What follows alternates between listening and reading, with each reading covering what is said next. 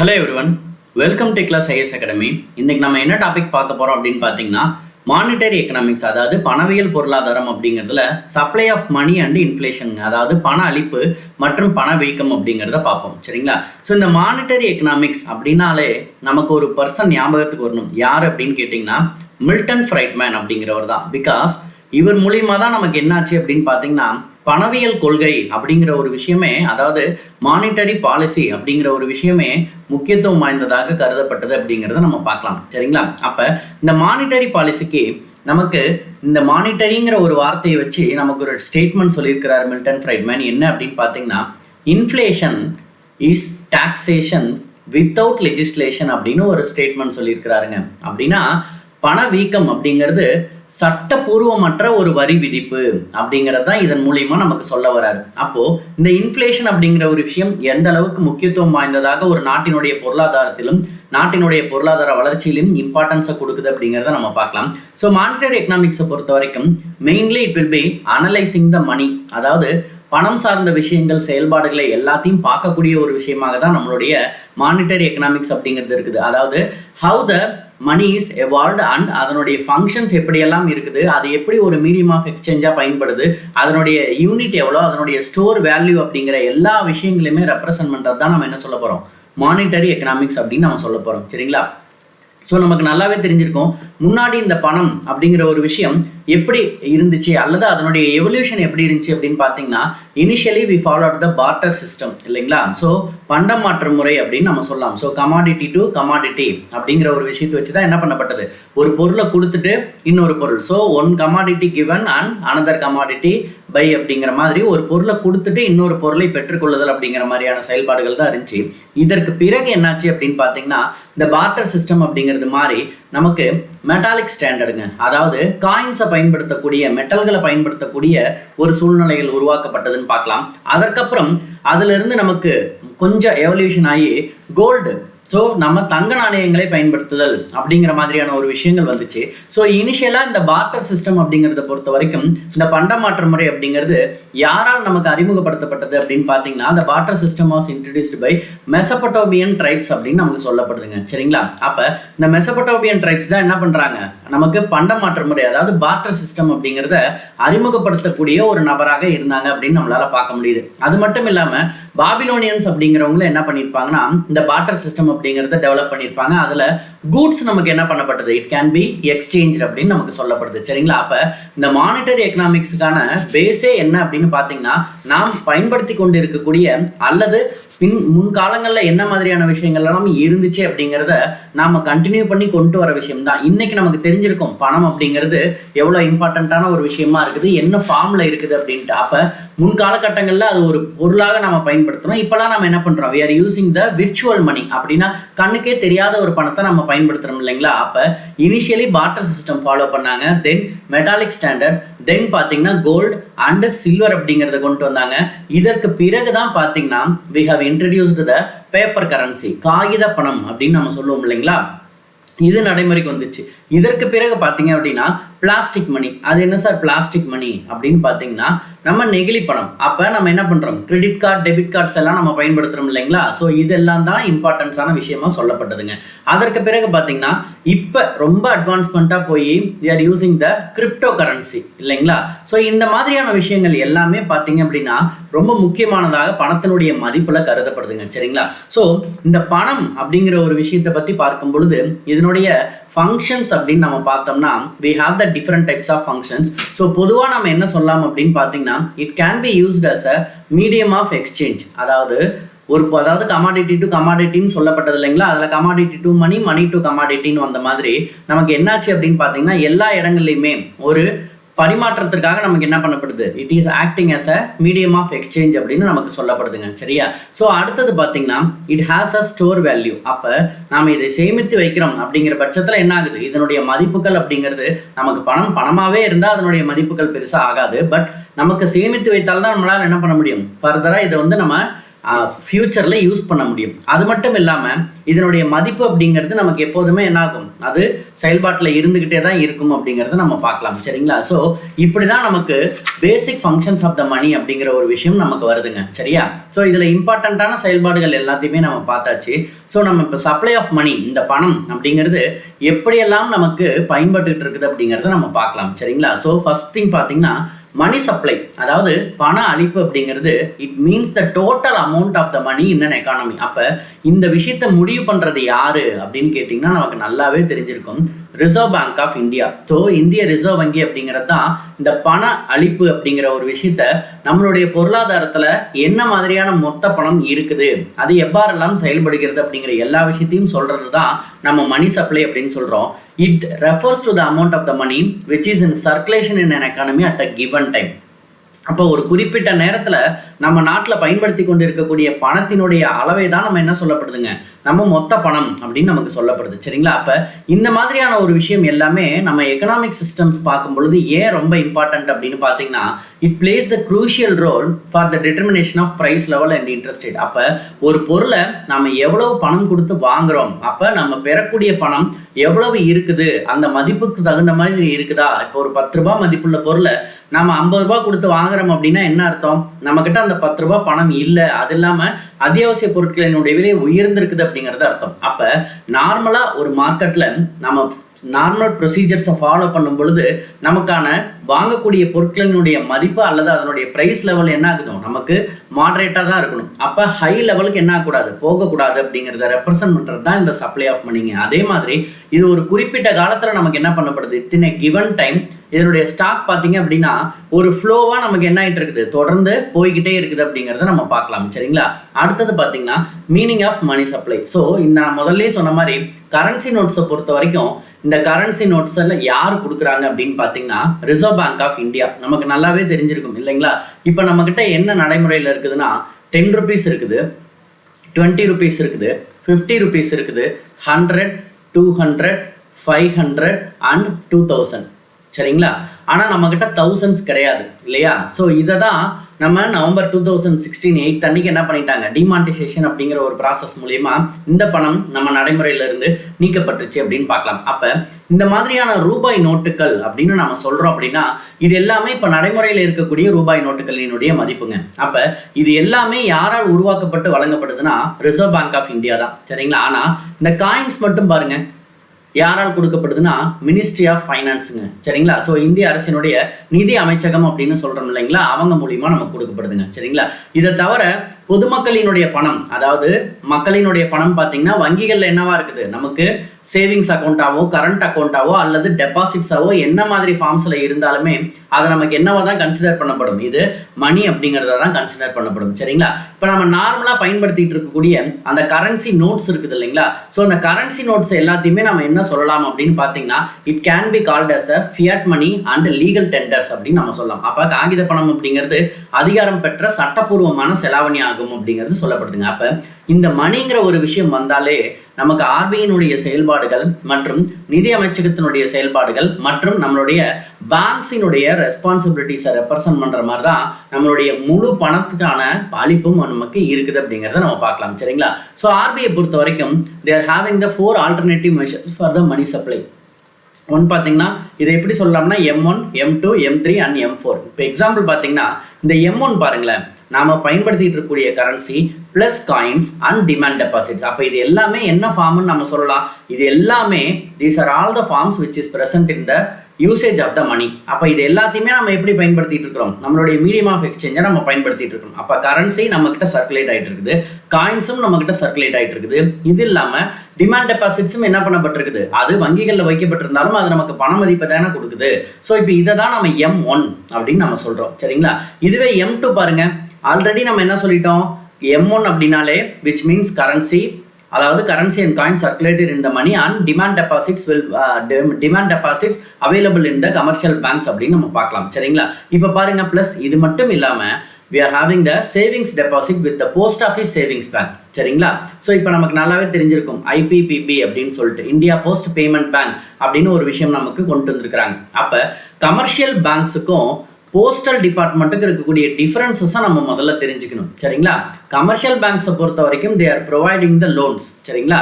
So we are making some deposits, அதில் இருந்தும் நம்ம என்ன பண்ணிக்கலாம், லோன் வாங்கிக்கலாம். அல்லது நம்ம போட்ட டெபாசிட்ஸ்க்கு commercial banks are providing the interest அப்படின்னு நம்ம பார்க்க முடியுது. அப்போ இதுவே நம்ம போஸ்டல் டிபார்ட்மெண்ட்டுக்கு போறீங்க அப்படின்னா நீங்கள் லோன் மாதிரியான ஆப்ஷன்ஸ்க்குலாம் போக முடியாது இல்லைங்களா? ஏன்னா அதனுடைய அடிப்படையே என்ன அப்படின்னு கேட்டிங்கன்னா சேவிங் அப்படிங்கிற ஒரு விஷயத்தை தான் ரெப்ரசன்ட் பண்ணும் போஸ்ட் ஆஃபீஸ். அப்போ நாம் பயன்படுத்தி கொண்டு இருக்கக்கூடிய பணத்தினுடைய தன்மை எப்படிலாம் இருக்குதுன்னு கேட்டிங்கன்னா, ஃபர்ஸ்ட் திங் நம்ம கரன்சியாக பயன்படுத்துகிறோம், அதாவது M1 நம்ம ஷார்ட்டாக சொல்லிக்கலாம்னு வச்சுக்கலாம். தென் வேற எங்கே நம்ம பணம் இருக்கும் அப்படின்னு கேட்டிங்கன்னா savings deposit with the post office bank. அப்போ நம்ம போஸ்ட் ஆஃபீஸில் இருக்கக்கூடிய பணத்தை என்ன பண்ணிக்கிறோம், நம்ம எடுத்துக்கிறோம். அப்போ currency plus coins plus demand deposits plus saving deposit with the post office bank. இதுவே M3 பார்த்தீங்கன்னா M2 வந்துருது. அப்போ இந்த M2 எதெல்லாம் ரெப்ரசென்ட் பண்ணுது, முன்னாடி நமக்கு சொன்ன விஷயங்கள் தான். ஸோ மணி கரன்சியாக அவைலபிளாக இருக்கிறது, காயின்ஸாக அவைலபிளாக இருக்கிறது, டிமாண்ட் டெபாசிட்ஸாக இருக்கிறது, ப்ளஸ் போஸ்ட் ஆஃபீஸில் இருக்கிறது. இது எல்லாத்தையும் சேர்த்துனது தான் M2. ப்ளஸ் பாருங்க time deposits of all commercial and cooperative பேங்க்ஸுங்க. அப்போ எல்லா வணிக வங்கிகளிலும் இருக்கக்கூடிய பணம் ப்ளஸ் நம்ம கோஆபரேட்டிவ் சொசைட்டிஸில் இருக்கக்கூடியதையும் நம்ம கால்குலேட் பண்ணுறோம். அதுவே M4 பாருங்க, இப்போ இந்த இடத்துல M3 வந்துருச்சு. அப்போ இந்த M3 எதை ரெப்ரசென்ட் பண்ணும், முன்னாடி இருந்த M1, M2, M3 இது எல்லாத்தையும் சேர்த்து plus total deposits with the post office. அப்போ இந்த மாதிரியான விஷயங்கள் எல்லாத்தையும் வச்சு தான் நமக்கு என்ன பண்ணப்படுதுன்னு கேட்டிங்கன்னா பணத்தினுடைய தன்மை எப்படியெல்லாம் இருக்கலாம், அதாவது சப்ளை ஆஃப் த மணி அப்படிங்கிறது எப்படியெல்லாம் இருக்குது அப்படிங்கிறத நம்ம கால்குலேட் பண்ணுறோம். சரிங்களா? இதில் இந்த M1, M2 அப்படிங்கிறத பார்த்தீங்கன்னா நேரோ மணி அப்படின்னு நம்ம சொல்லுவோம். இதுவே M3 அண்ட் M4 பார்த்தீங்க அப்படின்னா பிராட் மணி, அதாவது பரந்த நிலைப்பணம், இது குறுகிய நிலைப்பணம். சரிங்களா? இதனுடைய கிரேடேஷன்ஸ் பார்த்தீங்க அப்படின்னா எப்போதுமே நமக்கு என்ன ஆகிட்டு இருக்குன்னா decreasing after of the liquidity அப்படின்னு நம்ம சொல்லுவோம். அப்போ பணத்தினுடைய நீர்மைத்தன்மை அப்படிங்கிறது தொடர்ச்சியாக என்ன ஆகிட்டே இருக்குது, குறைஞ்சிக்கிட்டே இருக்குது அப்படிங்கிறத நம்ம எப்போதுமே மைண்டில் வச்சுக்க வேண்டிய ஒரு விஷயமா இருக்குது. அப்படின்னா இந்த கிரேடேஷன்ஸ் எதனால் குறைஞ்சிக்கிட்டே போகுது அப்படின்னு பார்த்தீங்கன்னா நம்மளுடைய லேபர் சப்ளை அப்படிங்கிறதும் நமக்கு என்ன ஆக ஆரம்பிச்சிருச்சு, டிமாண்ட் ஆக ஆரம்பிச்சிருச்சு. ஸோ அப்போ ஆட்டோமேட்டிக்காக அந்த ஒரு விஷயம் இன்க்ரீஸ் ஆகும் பொழுது பணம் அதிகமாக கொடுக்கப்படுகிறது, ஆனால் அதற்கான மதிப்புகள் அப்படிங்கிறது மாற்றப்படுகிறது. இதுதான் பிரச்சனை. சரிங்களா? ஸோ இப்போ அடுத்தது பார்த்தீங்கன்னா நம்ம இப்போ ரீசெண்டாக பயன்படுத்திட்டு இருக்கக்கூடிய இந்த கரன்சி சிம்பிள். சரிங்களா? ஸோ இந்த கரன்சி சிம்பிள் அப்படின்னு நமக்கு வந்தாலே யார் ஞாபகத்துக்கு வரணும்னு கேட்டிங்கன்னா டி உதயகுமார் தாங்க. ஆக்சுவலாக இந்த யூனியன் கேப், அதாவது என்ன சொல்றது, டி உதயகுமார் அப்படிங்கிறவங்க நமக்கு இந்த இந்தியாவுக்கான கரன்சி சிம்பிளை டிசைன் பண்ணி கொடுத்ததை யூனியன் கேபினெட் எப்போ அப்ரூவ் பண்ணாங்கன்னு கேட்டிங்கன்னா 15th July 2010ங்க. சரிங்களா? ஆக்சுவலாக இந்த உதயகுமார் அப்படிங்கிறவங்க யார் அப்படின்னு பார்த்தீங்கன்னா IIT பாம்பேவோட ஒரு போஸ்ட் கிராஜுவேட் கேண்டிடேட் தாங்க இந்த உதயகுமார் அப்படிங்கிறவங்க. சரிங்களா? ஸோ நம்மளுடைய கள்ளக்குறிச்சி மாவட்டத்தை சேர்ந்தவர், தமிழ்நாட்டினுடைய கள்ளக்குறிச்சி மாவட்டத்தை சேர்ந்தவர். சரிங்களா? ஸோ இந்த நம்ம பயன்படுத்துகிற இந்த சிம்பிளோனுடைய பேஸ் என்ன அப்படின்னு பார்த்தீங்கன்னா the symbol is the amalgamation of the Devanagari ரா அப்படின்னு நம்ம சொல்கிறோம். அப்போ இந்த ஆர் அப்படிங்கிறதுல ஸ்டெம்மை மட்டும் நம்ம எடுத்துட்டோம் அப்படின்னா ஆட்டோமேட்டிக்காக என்ன எடுத்து பாருங்க, ஸோ இப்படி வருது இல்லைங்களா? ஸோ இப்படி வர விஷயத்தை தான் நமக்கு என்ன பண்ணியிருக்கிறாங்க, இந்த ஸ்டெம்மை மட்டும் நீக்கிட்டாங்க. அப்போ ஆட்டோமேட்டிக்காக என்ன ஆயிடுச்சு, நமக்கு இந்த சிம்பிள் வந்துருச்சு இல்லைங்களா? ஸோ இதுதான் நமக்கு எப்படி நம்மளுடைய ப்ரெசன்ட் கரன்சி சிம்பிள் அப்படிங்கிறது நமக்கு உருவானுச்சு அப்படிங்கிறதுக்கான பேஸுங்க. ஸோ நமக்கு மெயினாக தெரிய வேண்டிய விஷயம், அமெரிக்கா, பிரிட்டன், ஜப்பான், யூரோப்புக்கு அப்புறம் 5th country to accept the unique currency symbol. அப்போ இதற்கு முன்னாடி பார்த்தீங்க அப்படின்னா இந்த நாடுகள் மட்டும்தான் என்ன பண்ணியிருக்கிறாங்க, தங்களுக்கென்று ஒரு யூனிக் சிம்பிள் அப்படிங்கிறத கிரியேட் பண்ணியிருக்கிறாங்க. இதற்கு அப்புறம் நம்ம 5th country என்ன பண்ணியிருக்கிறோம், we are adopted the simple for the Indian currency அப்படின்னு நமக்கு சொல்லப்படுதுங்க. சரிங்களா? ஸோ அடுத்தது பார்த்தீங்கன்னா இந்த மணி சப்ளை அப்படிங்கிறத எப்படியெல்லாம் நம்ம டிட்டர்மைன் பண்ணலாம் அப்படின்னு பார்த்தீங்கன்னா we have the different types of ratios. என்னென்னு பாருங்க, கேஷ் டெபாசிட் ரேஷியோ, தென் ரிசர்வ் டெபாசிட் ரேஷியோ, தென் சிஆர்ஆர்னு ஒன்று சொன்னோம் இல்லைங்களா, cash reserve ratio and statutory liquidity ratio அப்படின்னு சொல்லிட்டு இந்த மாதிரி தான் நமக்கு என்ன பண்ணப்பட்டிருக்குது, 4 மிக முக்கியமான விஷயங்கள் சொல்லப்பட்டிருக்குதுங்க. அப்போ இது எல்லாத்தையும் வச்சு மணி சப்ளை எப்படிலாம் இருக்குது அப்படிங்கிறத நம்ம டிட்டர்மைன் பண்ணலாம். பாருங்க, ஃபர்ஸ்ட் சிடிஆர் அப்படின்னா இந்த சிடிஆர் அப்படிங்கிறத நம்ம எப்படி சொல்லலாம் அப்படின்னு பார்த்தீங்கன்னா amount which is available in the public, அதாவது பொதுமக்கள் கையில் வைத்திருக்கும் பணம் அப்படின்னு நம்ம ஷார்ட்டாக சொல்லிக்கலாம். சரிங்களா? அல்லது வங்கிகளில் உள்ள டெபாசிட்ஸாக இருக்கக்கூடிய பணம் அப்படிங்கிறத ரெப்ரசன்ட் பண்ணுறது தாங்க. ஸோ எவ்வளவு பணம் மக்கள் கையில் இருக்குது, so currently the how much amount of the money, how much amount the people having அப்படிங்கிறத நம்ம தெரிஞ்சுக்க போகிறோம். த சேம் திங் நம்ம என்ன பண்ண போகிறோம், பேங்க்கில் இருக்கக்கூடிய deposits also will be considered under the currency deposit rate அப்படின்னு நம்ம சொல்லலாம். அப்போ கரன்சி நமக்கு எவ்வளோ இருக்குது அப்படிங்கிறத நம்ம பார்த்துக்க போகிறோம். சரிங்களா? ரெண்டாவது பார்த்தீங்கன்னா ரிசர்வ் டெபாசிட் ரேட்டுங்க. இந்த ரிசர்வ் டெபாசிட் ரேட் அப்படிங்கிறது பார்த்தீங்கன்னா பேங்க்ஸ் என்ன பண்ணுவாங்க அப்படின்னு பார்த்தீங்கன்னா தங்களுடைய வாலெட்டில் வச்சிருப்பாங்க இல்லைங்களா, அவங்க வச்சிருக்கக்கூடிய பணமும் அது மட்டும் இல்லாமல் கமர்ஷியல் பேங்க்ஸ் வச்சிருக்கிறாங்க பார்த்தீங்களா. ஸோ இதையும் நமக்கு ரெப்ரசென்ட் பண்ணுற மாதிரி இருக்கக்கூடிய விஷயங்கள்ங்க. சரியா? ஸோ அடுத்தது பார்த்தீங்கன்னா சிஆர்ஆர் நமக்கு ஏற்கனவே தெரிஞ்சிருக்கும். நம்மளுடைய எவ்வளோ பணம் இப்போ நம்ம ஒரு 100 ரூபாய் போடுறோம் அப்படின்னா இதில் 4% எடுத்து கண்டிப்பாக என்ன பண்ணிடணும், சிஆர்ஆராக கொடுத்துடணும். ரிமைனிங் ஒரு 16% அல்லது 20% இது அப்பப்போ மாறும். எஸ்எல்ஆர் அப்படின்னு நமக்கு வைக்கணும். அப்போ ஸ்டாட்யூட்டரி லிக்விடிட்டி ரேட். அப்போ இந்த கேஷ் ரிசர்வ் ரேஷியோ, அதாவது ரொக்க இருப்பு விகிதம் அப்படின்னா நாம் எவ்வளோ டெபாசிட்ஸை போட்டாலும் அதில் ஒரு குறிப்பிட்ட தொகையை எடுத்து இப்போ இந்த சிஆர்ஆர் அப்படிங்கிறது என்ன பண்ணுறோம், பண ரொக்க இருப்பு விகிதம் அப்படின்னு நம்ம சொல்றோம். அப்ப இதை நம்ம கண்டிப்பா என்ன பண்ணிடணும், we have to given to the RBI அப்படின்னு நமக்கு பார்க்கப்படுது. அப்ப இந்த கேஷ் ரிசர்வ் ரேஷியோவும் நமக்கு ரொம்ப முக்கியமானதா கருதப்படுது. அடுத்தது பாத்தீங்கன்னா எஸ்எல்ஆர், அதாவது ஸ்டாட்யூட்டரி லிக்விடிட்டி ரேட். அப்ப நமக்கு எவ்வளோ டிமாண்ட்ஸ் இருக்குதோ, அதாவது வணிக வங்கிகள் என்ன பண்றாங்க, கமர்ஷியல் பேங்க்ஸை பொறுத்த வரைக்கும் they are having some bonds or securities or gold or some valuable materials என்ன பண்ணியிருக்கிறாங்க, ஒரு எப்போது வேணுமானாலும் நம்ம கேஷாக மாற்றிக்கக்கூடிய வகையில் பொருட்களாக வாங்கி வைக்கிறாங்க பார்த்தீங்களா. இதை தான் நம்ம என்ன சொல்ல போகிறோம், எஸ்எல்ஆர் அப்படின்னு நம்ம சொல்ல போகிறோம். ஸோ இப்படி தான் நமக்கு பேசிக்கான விஷயங்கள் நமக்கு மணி சப்ளை அப்படிங்கிறத டிட்டர்மைன் பண்ணக்கூடிய ஒரு இண்டிகேட்டர்ஸாக நமக்கு இந்த 4 விஷயங்கள் இருக்குது அப்படிங்கிறத நம்ம பார்க்குறோம். சரிங்களா? நெக்ஸ்ட் பார்த்தீங்க அப்படின்னா இன்ஃப்ளேஷன் அப்படிங்கிற ஒரு விஷயத்த பார்க்கலாம். ஸோ இன்ஃப்ளேஷன் அப்படின்னா ஆக்சுவலாக என்ன அப்படிங்கிறத நம்ம முதல்ல தெரிஞ்சுக்கலாம். ஸோ ஒரு எக்கனாமிக்ஸ் அப்படின்னு நீங்கள் எடுத்தீங்கன்னா we have a 2 different terms. One is the inflation and another one is the deflation அப்படின்னு பார்க்கலாம். அப்போ பணவீக்கம், பணவாட்டம். இன்ஃப்ளேஷன்னா பணவீக்கம், டிஃப்ளேஷன் அப்படின்னா பணவாட்டம். பணவீக்கம் அப்படின்னா பணத்தினுடைய அளவு அதிகரித்து கொண்டே செல்கிறது அப்படிங்கிறத பார்க்கலாம். இதே பணவாட்டம் அப்படின்னா மக்களிடம் பணம் இல்லை அப்படின்னு அர்த்தம். அப்போ நீங்கள் யோசிச்சு பாருங்க ஒரு விஷயத்த, இந்த டயக்ராம் பார்த்தாலே உங்களுக்கு புரியும் இன்ஃப்ளேஷன்னா என்ன ரெப்ரசன்ட் பண்ணுது அப்படின்ட்டு. அப்போ 2000ல பாருங்க, நாம ஒரு 100 ரூபாங்கிற பணத்தை வச்சு எவ்வளவு பொருளை வாங்கியிருக்க முடிஞ்சிருக்குது. 2010க்கு வரும்பொழுது என்ன இருக்குது, 2018, அப்போ இப்போ 2022லாம் போனீங்கன்னா ஒரு பொருள் அல்லது 2 பொருள் தான் நம்ம அந்த 100 ரூபாய்க்கு வாங்க முடியும், ஹவுஸ் ஹோல்ட் மெட்டீரியல்ஸுங்கிற மாதிரி ஒரு நிலை கிரியேட் ஆயிருக்குது. அப்போ இந்த 100 ரூபாய் அப்படிங்கிறது அப்பவும் 100 ரூபாய் தான், இப்போவும் 100 ரூபாய் தான். ஆனால் நம்ம வாங்கக்கூடிய பொருட்களினுடைய அளவு ஏன் குறைஞ்சிருக்குது அப்படின்னு பார்த்தீங்கன்னா இந்த இன்ஃப்ளேஷனுங்கிற ஒரு காரணம் தான். சரிங்களா? இது எப்படியெல்லாம் இருக்குது, என்ன மாதிரியான ஸ்ட்ராட்டஜி எல்லாம் சொல்லுது அப்படிங்கிறத நம்ம பார்க்கலாம். ஃபர்ஸ்ட் திங், இன்ஃப்ளேஷன்னா முதல்ல என்னன்னு தெரிஞ்சுக்கணும். நமக்கு பொருட்களினுடைய லெவல், அதாவது பிரைஸ் லெவல் அப்படிங்கிறது அப்ரிஷியபிளா என்ன இருக்குது, ரைஸ் ஆகிக்கிட்டே இருக்குது. அதாவது கண்டினியூஸ்லி கன்சிஸ்டண்டா நம்ம ரெப்ரசென்ட் பண்ற மாதிரி நம்மளுடைய பிரைஸ் லெவல் இன்க்ரீஸ் ஆகிக்கிட்டே இருக்குது. அப்படிங்கிற பட்சத்துல இதை தான் நம்ம என்ன சொல்லுவோம்னா இன்ஃப்ளேஷன் அப்படின்னு நம்ம சொல்றோம். சரிங்களா? ஸோ இதை இன்னும் சிம்பிளா சொல்லணும் அப்படின்னா, பொதுவாக நம்ம வாங்கக்கூடிய பொருட்கள், அதுதான் நம்ம இந்த டயக்ராம்ல பார்த்தோம் இல்லைங்களா. ஸோ நம்ம வாங்கக்கூடிய பொருட்களினுடைய விலை அன்னைக்கும் 1 கிலோங்கிறது இருந்துச்சு, இன்னைக்கும் 1 கிலோங்கிறது இருக்குது. அன்னைக்கு நம்ம 100 ரூபாய் பயன்படுத்தணும், இன்னைக்கும் நம்ம 100 ரூபாய் பயன்படுத்துறோம். ஆனா இப்ப என்ன நடந்திருக்குதுன்னு கேட்டீங்கன்னா, நம்ம கிட்ட இருக்கக்கூடிய அந்த 100 ரூபாய் பணத்தை வச்சு குறைவான பொருட்களை மட்டுமே பெற முடியுது. அப்படின்னா என்ன நடந்திருக்குதுன்னு அர்த்தம், அந்த பொருட்களினுடைய விலை அப்படிங்கிறது இன்க்ரீஸ் ஆயிருக்குது அப்படிங்கிறத நம்ம பார்க்கலாம். அப்ப இதன் மூலியமா நம்ம பர்ச்சேசிங் பவர் அப்படிங்கிறதுல என்ன இருக்குது, நம்மளுடைய லெவல் குறைஞ்சிருக்குது அப்படிங்கிறத பார்க்க முடியுது. அப்போ இன்ஃப்ளேஷன் அதிகமானுச்சு அப்படின்னா பர்ச்சேசிங் பவர் என்ன ஆகிடுது, நமக்கு குறையுது அப்படிங்கிறத பார்க்கலாம். சரிங்களா? ஸோ இந்த இன்ஃப்ளேஷன் அப்படிங்கிற ஒரு விஷயத்தை பொறுத்த வரைக்கும் நமக்கு ஈஸியாக ஒரு டேர்ம் நமக்கு சொல்லியிருப்பாங்க.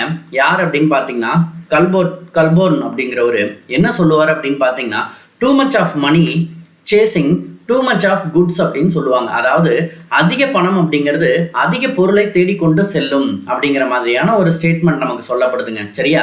ஸோ அப்போ இந்த மாதிரி நமக்கு மிக முக்கியமான விஷயங்களை ரெப்ரசென்ட் பண்ணுற மாதிரி தான் இன்ஃப்ளேஷனுங்கிறது இருக்குது அப்படின்னு பார்க்கலாம். இப்போ எக்ஸாம்பிள், இந்த இன்ஃப்ளேஷன் அப்படிங்கிறத அதனுடைய ஸ்பீடு, வேகத்தின் அடிப்படையில் நம்ம பார்க்குறோம் அப்படிங்கிற பட்சத்தில் we have the 4 major types. ஒன்று பாருங்க, creeping inflation, அதாவது தவளும் பணவீக்கம் அப்படின்னு சொல்லலாம். சரிங்களா? அடுத்தது பாருங்க வாக்கிங் இன்ஃப்ளேஷன், அப்ப நடக்கும் பணவீக்கம். மூணாவது பாருங்க ரன்னிங் இன்ஃப்ளேஷன், ஓடும் பணவீக்கம். அடுத்தது கேலோப்பிங் இன்ஃப்ளேஷன், அதாவது தாவும் பணவீக்கம் அல்லது உயர் பணவீக்கம் அப்படின்னு நம்ம சொல்றோம். அப்ப இந்த 4 விஷயங்களுமே எதை ரெப்ரசன்ட் பண்ணி வருதுன்னு கேட்டிங்கன்னா, எவ்வளோ இதனுடைய ஸ்பீட், அதனுடைய ரேட் ஆஃப் இன்க்ரீஸ் எப்படி இருக்குது அப்படிங்கிறத நம்ம அதனுடைய ஸ்பீட் வச்சு பார்க்கும் பொழுது there are 4 major types அப்படின்னு பார்க்கலாம். சரிங்களா? ஸோ இப்போ பாருங்க, தவளும் பணவீக்கம்னா நம்மளுடைய இயர்ஸ் பிளஸ் நம்ம வாங்கக்கூடிய விலைவாசி உயர்வு, அதாவது 1 இயர்ல நமக்கு, அதாவது ஒரு குறிப்பிட்ட காலத்துல எவ்வளோ அந்த பெர்சன்டேஜ் இன்க்ரீஸ் ஆயிருக்குதுன்னு பாருங்க. தவளும் பணவீக்கம் அப்படின்னா பாருங்க, நமக்கு இந்த லெவல்ல தான் நமக்கு ரெப்ரசன்ட் ஆயிருக்குது. சரிங்களா? இதுவே நடக்கும்னா பாருங்க அதனுடைய லெவல் கொஞ்சம் இன்க்ரீஸ் ஆயிருக்குதுங்களா, ஓடும்னா பாருங்க எந்த லெவலுக்கு போயிருக்குதுன்ட்டு, இதுவே தாவும்னா பாருங்க நமக்கு எந்த ரேஞ்சஸ்க்கு போயிருக்குதுன்ட்டு. அப்போ இந்த பெர்சன்டேஜ் அப்படிங்கிறத நீங்கள் ரெப்ரசன்ட் பண்ணிங்கன்னா நமக்கு தெரியும் சரிங்களா. So 20, 40, 50 and 70. அப்போ இந்த மாதிரி தான் நம்மளுடைய ப்ரைஸ் லெவல் அப்படிங்கிறது இன்க்ரீஸ் ஆகுது அப்படிங்கிறத நம்மளால் பார்க்க முடியுது சரிங்களா. இப்போ எக்ஸாம்பிள் பாருங்கள், க்ரீப்பிங் இன்ஃப்ளேஷன் அப்படின்னு நம்ம ஒரு விஷயத்தை பார்க்குறோம்னா, இந்த creeping inflation is a slow moving. அப்போ ரொம்ப கம்மியான நேரத்தில் சரிங்களா, ஸோ ரொம்ப மைல்டாக நமக்கு என்ன ஆகிட்டு இருக்குது, பணவீக்கம் இன்ஃப்ளேஷன் அப்படிங்கிறது ஏற்பட்டுக்கிட்டு இருக்குது அப்படிங்கிறத தான் நம்ம க்ரீப்பிங் இன்ஃப்ளேஷன் அப்படின்னு நம்ம சொல்லுவோம். அப்போ இந்த மாதிரியான இன்ஃப்ளேஷன் க்ரீப்பிங் இன்ஃப்ளேஷன் நடக்கும் பொழுது இதனுடைய ப்ரைஸஸ்னுடைய இன்க்ரீஸ் பார்த்தீங்க அப்படின்னா நமக்கு என்ன ஆகாது, பெருசாக இருக்கிற மாதிரி தெரியாது. பட் இது தொடர்ந்து நமக்கு என்ன ஆகிட்டு இருக்கணும், நமக்கு பணவீக்கம் தொடர்ந்து என்ன ஆகிட்டே இருக்கணும், நீண்ட கால விலைவாசி உயர்வதை தான் என்ன பண்ணப்படுறாங்க நமக்கு க்ரீப்பிங் இன்ஃப்ளேஷன் அப்படின்னு நம்ம சொல்கிறோம் சரிங்களா. But this is not dangerous அப்படின்னு நம்ம பார்க்கலாம். அதனால தான் இதற்கு பேர் பார்த்தீங்கன்னா it is also known as mild inflation or moderate inflation. அப்போ ஒரு லெவல் ஆஃப் ப்ரைஸஸ் இன்க்ரீஸ் ஆகிறது அப்படிங்கிறது ரொம்ப மைல்டாக நாம் உணராத வகையில் அந்த பொருட்களினுடைய விலை இருக்குது அப்படிங்கிற பட்சத்தில் அதனுடைய ரேட் இன்க்ரீஸ் ஆனது நம்மளால் பெருசாக உணர முடியல அப்படிங்கிற பட்சத்தில் இருக்கிற ஒரு விஷயத்தை தான் நம்ம என்ன சொல்கிறோம், க்ரீப்பிங் இன்ஃப்ளேஷன் அப்படின்னு சொல்கிறோம். It does naught cos any dangerous to the economy. But walking inflation பாருங்க, வாக்கிங் இன்ஃப்ளேஷன்னா ப்ரைஸஸ் லெவல் எவ்வளோ இன்க்ரீஸ் ஆகுதான், இட் இஸ் இந்த சிங்கிள் டிஜிட். அப்படின்னா 1 to 9 வரைக்கும் வரது தான் சிங்கிள் டிஜிட். 10 போயிடுச்சுனாலே நம்ம என்ன சொல்கிறோம், டபுள் டிஜிட்னு நம்ம சொல்லிடுவோம் சரிங்களா. அப்போ இந்த சிங்கிள் டிஜிட்டில் நம்மளுடைய ப்ரைஸ் ரேட் இருக்குது அப்படிங்கிற பட்சத்தில் இதை நாம் என்ன சொல்லலாம் அப்படின்னு பார்த்தீங்கன்னா வாக்கிங் ஆர் ட்ராலிங் இன்ஃப்ளேஷன் அப்படின்னு சொல்கிறோம். அப்போ பர்சன்டேஜஸ் எவ்வளோ, 3% to 9% சரிங்களா.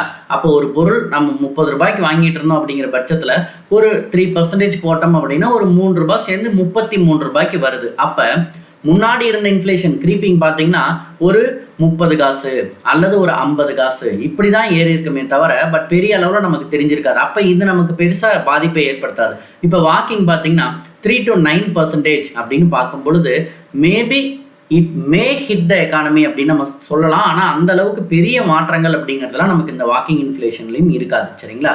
ஸோ ரன்னிங் இன்ஃப்ளேஷனுங்க, அப்போ இது ஆட்டோமேட்டிக்காக பாருங்கள் குதிரை வேகத்தில் ஓடக்கூடியது. So like running of a horse அப்படின்னு பார்க்கலாம். அப்போ 10 to 20% பெர் ஆனம். அப்போ ரன்னிங் இன்ஃப்ளேஷன் வந்துச்சுனாலே நமக்கு அதிக பாதிப்புகள் வர்றதுக்கான சான்சஸ் இருக்குது அப்படிங்கிறத பார்க்கலாம். ஸோ எவ்வளோ இன்க்ரீஸ் ஆகுதுன்னு பாருங்கள், 10 to 20% நம்மளுடைய ப்ரைஸ் ரைஸ் அப்படிங்கிறது இன்க்ரீஸ் ஆனிச்சு அப்படிங்கிற பட்சத்தில் இதை தான் நம்ம என்ன சொல்லப்படுது, ரன்னிங் இன்ஃப்ளேஷன் அப்படின்னு நம்ம சொல்கிறோம். அப்போ கிட்டத்தட்ட நம்ம வாங்கிட்டு இருக்கக்கூடிய ப்ரைஸை விட நமக்கு என்ன ஆகுது, நமக்கு ரேட் வந்து ரொம்ப அதிகமாக போகுது. இப்போ 100 ரூபாய்க்கு நீங்கள் ஒரு பொருள் வாங்கிட்டு இருந்திருந்தீங்கன்னா கிட்டத்தட்ட 120 ரூபாய் வரைக்கும் நீங்கள் கொடுத்து வாங்குறீங்கன்னா இந்த மாதிரியான ஒரு விஷயம் தான் நம்ம ரன்னிங் இன்ஃப்ளேஷன் சொல்கிறோம் சரிங்களா. இதுவே அடுத்தது பார்த்தீங்கன்னா கேலப்பிங் இன்ஃப்ளேஷனுங்க. அப்போ இதை நம்ம யோசிக்கவே தேவையில்லை, நம்ம இது வரைக்கும் கொடுத்துருந்த ரேட்டை விட ரொம்ப அதிகப்படியான ரேட்டு அப்படின்னா 2 to 3 digits வரைக்குங்க. அப்போ 20 முதல் 100% வரைக்கும் நமக்கு வரக்கூடிய சாத்தியம் இருக்கிறத தான் நம்ம என்ன சொல்ல போகிறோம், கேலப்பிங் இன்ஃப்ளேஷன் அப்படின்னு நம்ம சொல்லுவோம் சரிங்களா.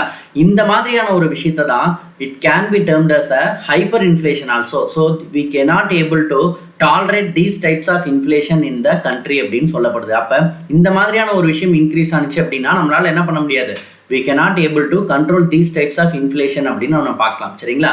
ஸோ இந்த மாதிரியான ஒரு ஹைப்பர் இன்ஃப்ளேஷன் அப்படிங்கிறது பார்த்தீங்கன்னா எங்கேயாவது நடைபெற்று இருக்குதா அப்படின்னு கேட்டிங்கன்னா டியூரிங் த இயர் 2007 பார்த்தீங்க அப்படின்னா it accord in Zimbabwe. So 2007 பொறுத்த வரைக்கும் this hyper inflation accord in the Zimbabwe அப்படின்னு நம்ம பார்க்கலாம் சரிங்களா. அப்போ அவங்களுடைய ஆனுவல் இன்ஃப்ளேஷன்ஸ் எடுத்து பார்க்கும் பொழுது கிட்டத்தட்ட எவ்வளோ பர்சன்டேஜ் இன்க்ரீஸ் ஆயிருந்துச்சு அப்படின்னு பார்த்தீங்கன்னா 3714% நமக்கு இந்த மாதிரியான ஒரு விஷயம் நடந்துச்சு. ஸோ அப்போ 21வது செஞ்சுரியில் நடந்த மிகப்பெரிய ஒரு இன்ஃப்ளேஷன் எது அப்படின்னு பார்த்தீங்கன்னா நம்மளுடைய இந்த ஜிம்பாபேல நடந்தது தான் சரிங்களா. ஸோ நெக்ஸ்ட் திங் பார்த்தீங்கன்னா பேஸ்ட் ஆன் தட் இண்டெக்ஸ்மெண்ட், அதாவது தூண்டும் அடிப்படையில் பார்க்கும் பொழுது நமக்கு என்னென்ன மாதிரியான இன்ஃப்ளேஷன்ஸ் எல்லாம் இருக்குது அப்படிங்கிறத நம்ம பார்க்கலாம் சரிங்களா. ஸோ இதை நம்ம எப்படி சொல்லலாம் அப்படின்னு பார்த்தீங்கன்னா கரன்சி இன்ஃப்ளேஷன் சொல்லுவோம், கிரெடிட் இன்ஃப்ளேஷன் சொல்லுவோம், டெஃபிசிட் இன்டியூஸ்ட்னு சொல்லலாம், அதே மாதிரி profit included, scarcity induced and tax induced அப்படின்னு நம்ம சொல்லலாம் சரிங்களா. இது இல்லாமல் நாம் இன்ஃப்ளேஷன்ஸை எப்படியெல்லாம் ரெப்ரசன்ட் பண்ணலாம் அப்படின்னு பார்த்தீங்கன்னா நம்ம டிமாண்ட் வெர்சஸ் புல் இன்ஃப்ளேஷன் அப்படின்னு சொல்லலாம்.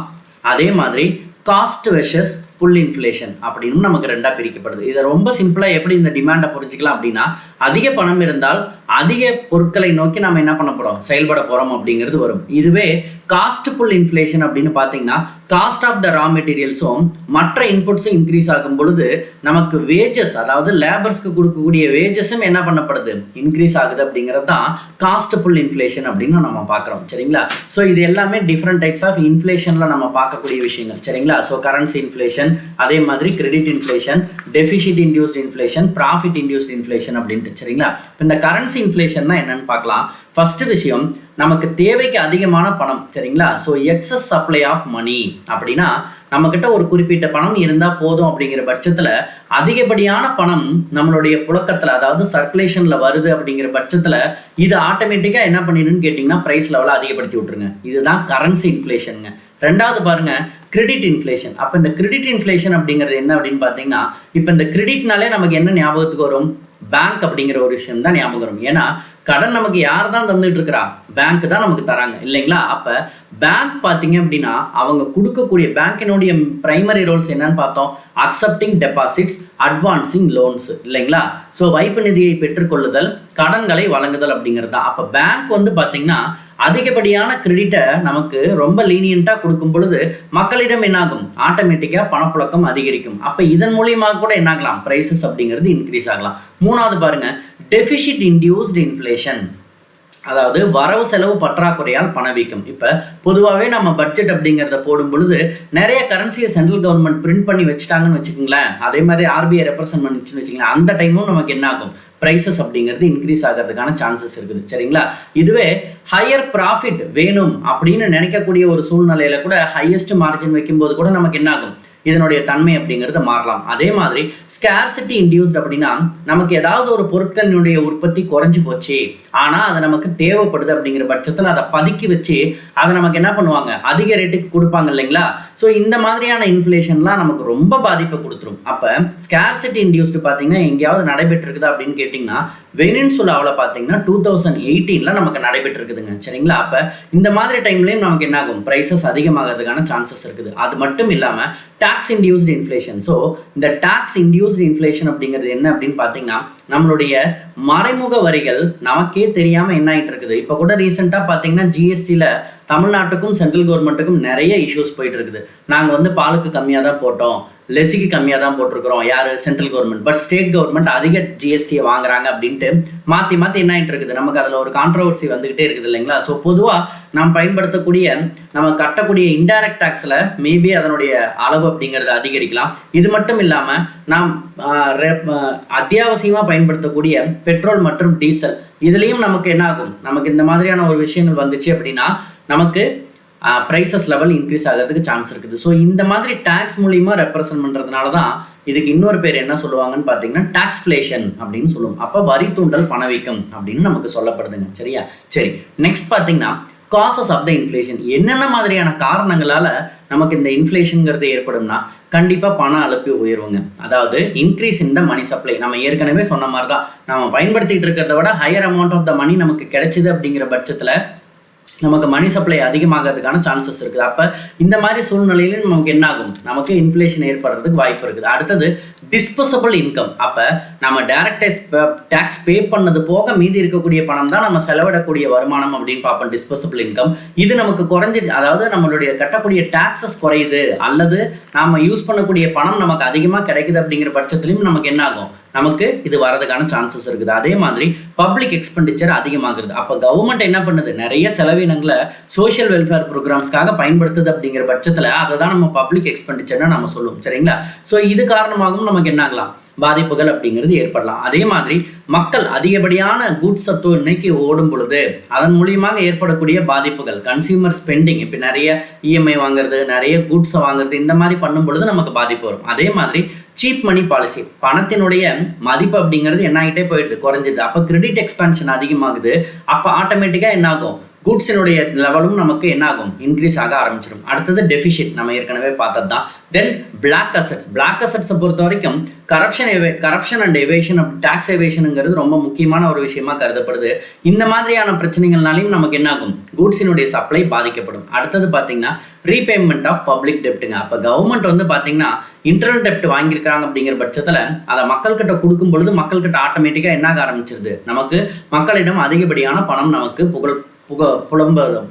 புலவுவதற்காக நிறைய சான்சஸ் இருக்குது. சரிங்களா? அதே மாதிரி நமக்கு எக்ஸ்போர்ட்ஸ், இன்க்ரீஸ் இன் எக்ஸ்போர்ட்ஸ். அப்போ எக்ஸ்போர்ட்ஸ் அதிகரிக்கப்பட்டாலும் நம்ம டொமஸ்டிக் சப்ளை ஆஃப் குட்ஸ் என்ன ஆகும், நமக்கு குறைய ஆரம்பிக்கும். அப்போ இந்த மாதிரியும் நமக்கு என்ன ஆகுது, நமக்கு சான்சஸ் இருக்குது. சரிங்களா? ஸோ நெக்ஸ்ட் பார்த்தீங்க அப்படின்னா மெஷர்ஸ் டு கண்ட்ரோல் இன்ஃப்ளேஷன். இந்த இன்ஃப்ளேஷனை எப்படி கண்ட்ரோல் பண்ணலாம் அப்படின்னு பார்த்தா, one is monetary measure and fiscal measures and other measures அப்படின்னு நம்ம சொல்லலாம். அப்போ நம்ம இந்த இன்ஃப்ளேஷனுங்கிற ஒரு விஷயம் அல்லது மானிட்டரி சம்மந்தப்பட்டதில் யார் இந்த ஸ்டேட்மெண்ட் நமக்கு சொல்லியிருக்கிறாங்கன்னா ஜேஎம் கீன்ஸ் அண்ட் மில்டன் ஃப்ரைமேனுங்க. சரிங்களா? இவங்க 2 பேரும் தான் நமக்கு இந்த மாதிரியான ஒரு விஷயத்த சொல்லியிருக்கிறாங்க, எப்படியெல்லாம் நாம் இந்த இன்ஃப்ளேஷன்ஸை கட்டுப்படுத்த முடியும் அப்படிங்கிற டெர்மினாலஜிஸ். சரிங்களா? நெக்ஸ்ட் பார்த்தீங்கன்னா ட்ரேட் சைக்கிள்ங்க. அதாவது ட்ரேட் சைக்கிளை பொறுத்த வரைக்கும் இது ரொம்ப ஷார்ட்டாக நம்ம புரிஞ்சிக்கக்கூடிய ஒரு விஷயம் தான். என்ன அப்படின்னு பார்த்தீங்கன்னா, ஒரு கேபிட்டலிஸ்டிக் எக்கானமியாக இருக்குது அப்படிங்கிற பட்சத்தில் நம்மளுடைய அதாவது முதலாளித்துவ பொருளாதார அமைப்பில் ஏற்படக்கூடிய அந்த ஏற்ற இறக்கம் அப்படிங்கிறது தான் நம்ம மெயினாக என்ன சொல்ல போகிறோம், ட்ரேட் சைக்கிள் அப்படின்னு நம்ம சொல்கிறோம். சரிங்களா? ஸோ இப்போ இந்த அப்ஸ் அண்ட் டவுன்ஸ் அப்படிங்கிறத பற்றி படிக்கிறது தான் ஆக்சுவலாக பார்த்தீங்கன்னா ட்ரேட் சைக்கிள்னு நம்ம சொல்லுவோம். சரியா? ஸோ பொதுவாகவே இந்த ட்ரேட் சைக்கிள் அப்படிங்கிறத பொறுத்த வரைக்கும் நமக்கு அதனுடைய லெவல்ஸ், அதாவது இன்க்ரீசிங் அண்ட் டிக்ரீசிங் அப்படிங்கிறது எல்லாத்துலையுமே சிம்பிளாக சொல்லணும்னா ஒரு கிராஃப் போடும் இல்லைங்களா, இப்படி இன்க்ரீஸ் ஆகி இப்படி போகுது அப்படின்ட்டு, இவ்வளோ தாங்க விஷயம். அப்போ இந்த ட்ரேட் சைக்கிள் அப்படிங்கிறது எல்லா எக்கனாமிக் ஆக்டிவிட்டியும் கேபிட்டலிஸ்டிக் எக்கானமியில் ஃபாலோ பண்ணுறதுல இருக்கக்கூடிய அப்ஸ் அண்ட் டவுன்ஸை பற்றி ரெப்ரசென்ட் பண்ணுறது தான் இந்த ட்ரேட் சைக்கிள். சரிங்களா? ஸோ பொதுவாகவே இந்த ட்ரேட் சைக்கிளை பொறுத்த வரைக்கும் நம்ம 4 கேட்டகரியாக பிரிக்கலாம். ஒன்று பார்த்தீங்கன்னா பூம் அண்ட் ப்ராஸ்பரிட்டி ஃபேஸ், அதாவது பூரிப்பு. 2வது பார்த்தீங்கன்னா ரிசெஷன். 3வது டிப்ரெஷன். 4வது ரெக்கவரிங்க. சரியா? இதில் இந்த பூம் அப்படிங்கிறத பொறுத்த வரைக்கும் இந்த இடத்துல நமக்கு பூம் அப்படின்னா அது எதை ரெப்ரசன்ட் பண்ணும் அப்படின்னு கேட்டிங்கன்னா, it will be representing the full எம்ப்ளாய்மெண்ட்டுங்க. அதாவது முழுமையான வேலை வாய்ப்பு and movement of the economy beyond the full employment. அப்போ ஆட்டோமேட்டிக்காக நமக்கு என்ன ஆக ஆரம்பிக்குது, நம்மளுடைய எம்ப்ளாய்மெண்ட் கிரியேட் அதிகமாகுது. அப்படிங்கிற பட்சத்தில் எக்கனாமிக் லெவலும் என்ன ஆகும், நமக்கு உயர்வதற்கான சான்சஸ் இருக்குது. அப்போ இந்த இடத்துல வேஜஸும் நமக்கு அதிகரிக்கப்படும், ப்ராஃபிட்ஸும் நமக்கு இன்க்ரீஸ் ஆக ஆரம்பிக்கும். அதே மாதிரி நம்மளுடைய இன்ட்ரெஸ்ட் ரேட் அப்படிங்கிறதும் நமக்கு அதிகமாக ஆரம்பிக்கும். அப்போ இந்த ஸ்டேஜை தான் நம்ம என்ன சொல்ல போகிறோம், நமக்கு பூம் ஆர் ப்ராப்பர்ட்டி பேஸ் அப்படின்னு நம்ம சொல்லுவோம். 2வது பார்த்தீங்கன்னா ரிசெஷன். அதாவது இந்த பூம் போய்கிட்டே இருக்கும் பொழுது, சரிங்களா, இப்போ பாருங்க இந்த பூம் போய்கிட்டே இருக்குது, அந்த பூம் போகும் பொழுது நமக்கு அதில் ஒரு சடன் சேஞ்சஸ் அப்படியே கீழே வருது. அப்படிங்கிற பட்சத்தில் இந்த ஸ்டேட்டை தான் நம்ம என்ன சொல்ல போகிறோம், ரெசிஷன் அப்படின்னு நம்ம சொல்லுவோம். சரிங்களா? அப்போ இந்த மாதிரியான ஒரு சூழ்நிலை நமக்கு பாதிப்பை ஏற்படுத்துமா அப்படின்னு கேட்டிங்கன்னா கொஞ்சம் டல்னஸ் கிரியேட் ஆகிற மாதிரி இருக்கும். பட் நம்மளுடைய லெவல் பார்த்தீங்க அப்படின்னா இதே மாதிரியான நிலைமையில இருந்துராது. சரிங்களா? அடுத்தது பார்த்தீங்கன்னா டிப்ரெஷனுங்க. டிப்ரெஷனை பொறுத்த வரைக்கும் இந்த லெவல் பார்த்தீங்கன்னா எக்ஸ்ட்ரீம்லி லோ ஸ்டேஜுக்கு வந்துச்சு அப்படிங்கிற பட்சத்தில் நம்ம என்ன சொல்லலாம், அதை டிப்ரெஷன் சொல்லலாம். அப்போ ஒரு பூம் கிடைக்குது, பூம்ல இருந்து நமக்கு கொஞ்சம் கொஞ்சமாக குறையுது அப்படின்னா அதை ரிசெஷன் நம்ம சொல்கிறோம். வந்து ஒரு நிலையில் நீங்கள் ஸ்டாப் ஆகுது அப்படிங்கிற பட்சத்தில் இந்த ஸ்டேஜில் தான் நம்ம டிப்ரெஷன் சொல்ல போகிறோம். திரும்ப நமக்கு மறுபடியும் இந்த ஸ்டேட்ல இருந்து இன்க்ரீஸ் ஆகி போகுது அப்படிங்கிற பட்சத்தில், ஸோ இந்த மாதிரி நமக்கு பூம் கிடைக்குது, திரும்ப அதிலிருந்து நமக்கு கொஞ்சம் ரிசெஷன் ஏற்படுது, திரும்ப இந்த ஸ்டேட்டை தான் நம்ம டிப்ரெஷன் சொல்லுவோம். தென் அகைன் ஃபைனலி நமக்கு என்ன ஆக ஆரம்பிக்கும், ரெக்கவரி அப்படிங்கிறது நமக்கு கொஞ்சம் கொஞ்சமாக வர ஆரம்பிக்கும். ஸோ இப்படி தான் நம்மளுடைய வணிக சைக்கிள், அதாவது வணிக சுழற்சி, ட்ரேட் சைக்கிள் அப்படிங்கிறது நமக்கு கொடுக்கப்பட்டிருக்குதுங்க. சரிங்களா? So that's all about the inflation. Thank you.